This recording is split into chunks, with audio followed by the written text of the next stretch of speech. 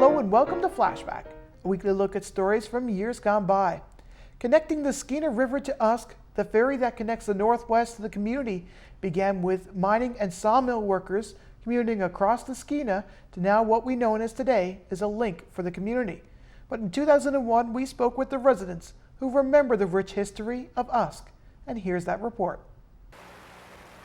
Usk, located 22 kilometers east of Terrace, is bisected by the Skeena River. To Kathleen Varner, born in Kitsilas Ranch in 1908, Usk was home for over 60 years. Varner witnessed firsthand transformations of the ferry system. The ferry, which is now mainly used for residential access, was mostly used in the past by sawmill workers and miners. The Cordillera mine was going, and I don't know, they had a few men working there, and there was a sawmill, the Weissmiller's sawmill. So there were quite a few people. It was supposed to be a 10-ton ferry, but at times we stretched its limits, I think. And it was a miserable thing in the wintertime when they were crossing the river, because the ice would back up from the Kitsilas Canyon, form a dam and would plug the river, and then it might break loose and run for a while, and at times he might have to use one or two boats to get the people back and forth. Wintertime brought on added dangers in crossing the Skeena River. Well, the ferry was pulled out in the fall. Yeah, when the river got too low for it to run, they'd pull out the ferry, and then you'd cross in a boat. When the ice came, if there was still, as long as the river wasn't frozen over, they used the boat.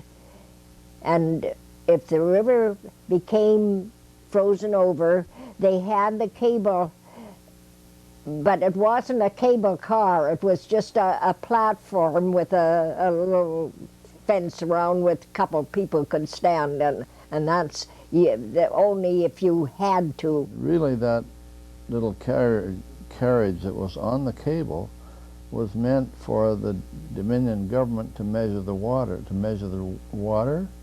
There was a fellow came around every three or 4 months and tested the speed of the river with an instrument. And I guess he could use it for an emergency, but it's only in later years that they put this powered cage to go across in the winter. Otherwise, people were pussyfooting across on the ice or in that boat, sometimes in pretty hazardous conditions. I don't know really how we survived in the winter time. The one time we started across with the boat coming home from work, it was starting to get dusk, and the river was backing up and the slush getting thicker and thicker. And finally we had to turn around, and we were lucky we were able to get back to the south side and spend the night at the sawmill, but we could have been frozen out in the middle of the river. And another time I was to walk across on the ice, and I was just a little bit late getting away from the mill, and I looked out the window and the whole river had opened up. The fluctuating river made it difficult at times to cross, but the ferry wasn't always just for necessities. Usk was a busy community, and I don't know, there were the 2 rooms at the school at one time, and there was always a section crew, the store, the hotel. People used to come up to Usk for the dances up above the store, and then on the 24th of May, the ball team would come up from Terrace, and you know, it was always risky crossing the river, wondering whether it would be flood time, which was the end of May. And then the 1st of July, the Usk ball team would come into Terrace. So there was a lot of activity in the early days.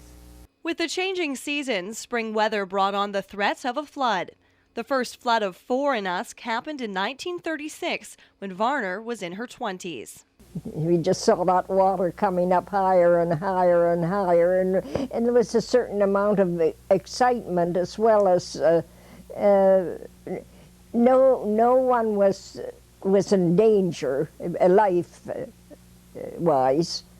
Of course, the destruction and the mess that occurred was bad.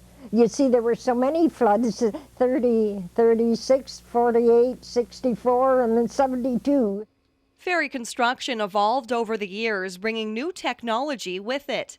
As time went on, metal was used instead of wood, and cars replaced horses. A number of people running the ferry now, where they used to only have one ferryman, and they pull the ferry out in the fall with the winch, sometime with the help of horses. They put timbers down, and they had slippers under the ferry, greased them, and they winched it out.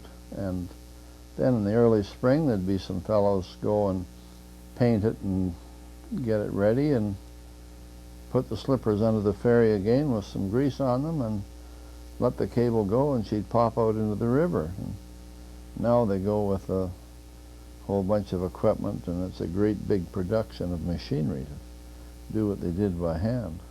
Gordon Russell now operates the Usk Reaction Ferry, which is one of 6 in the province run by BC Ferries. This 20-year-old ferry had its first major refit back in January of this year.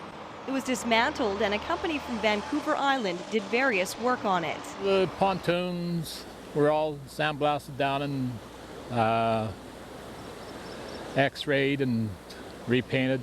New decking, expanded metal decking on the walkways, and new wheelhouse. So now we've got the pride of the fleet, as we call her.